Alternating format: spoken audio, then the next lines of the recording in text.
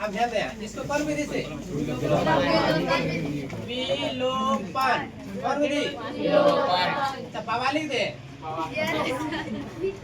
विलोपन चलो ध्यान दें ये हो गया समीकरण एक कितना हो गया समीकरण एक और ये हो गया समीकरण दो क्या हो गया समीकरण दो ध्यान यहाँ पर रखना है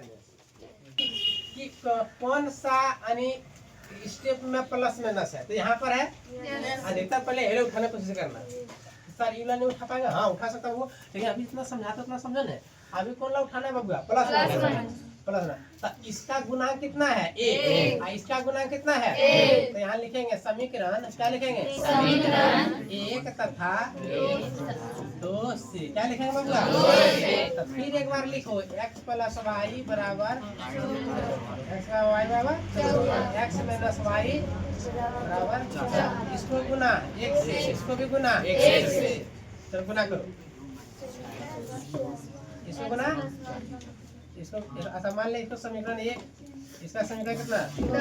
तो इसको गुना कितना इसको गुना कितना इसका गुना एक से गुना मारो फिर एक से जब गुना मारेगा तो वही रहेगा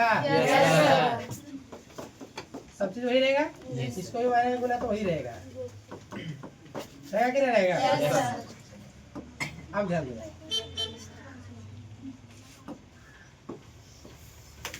अगर अब कटाएंगे तो कैसे कटेगा प्लस में से है ये पूरा खत्म ये क्या हो गया और क्या करने पर तो यहाँ लिखेंगे प्लस करने पर क्या करने पर प्लस करने पर क्या लिखेंगे प्लस करने पर क्या लिखेंगे इसको प्लस करने जोड़ रहे हैं तो जोड़ेंगे तो प्लस माइनस इसको कट जाएगा ना एक प्लस में एक माइनस में कट जाएगा लेकिन इसको जब जोड़ेंगे तो यहाँ एक है यहाँ एक है तो कितना हो जाएगा तो आ जाएगा बबुआ 2x कितना होगा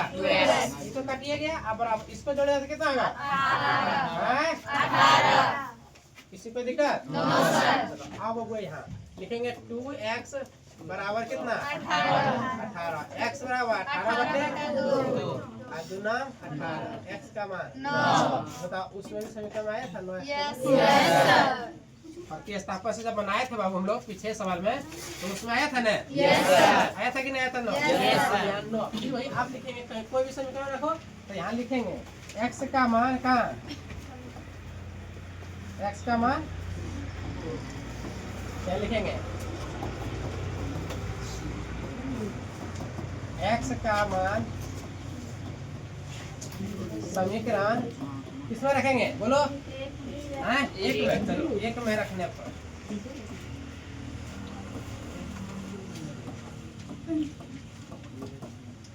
एक में एक समीकरण उतारो क्या है x प्लस वाई बराबर हो गया रे आप देखो यार अब x का मान कितना 9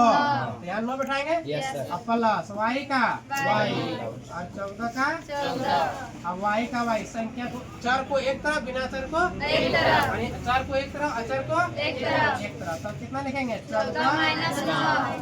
तो y का मान कितना निकलेगा तो x का मान 9 x का मान 9 और y का मान 5 आया कि नहीं आया? तो दिक्कत किसी को? समझ में आया?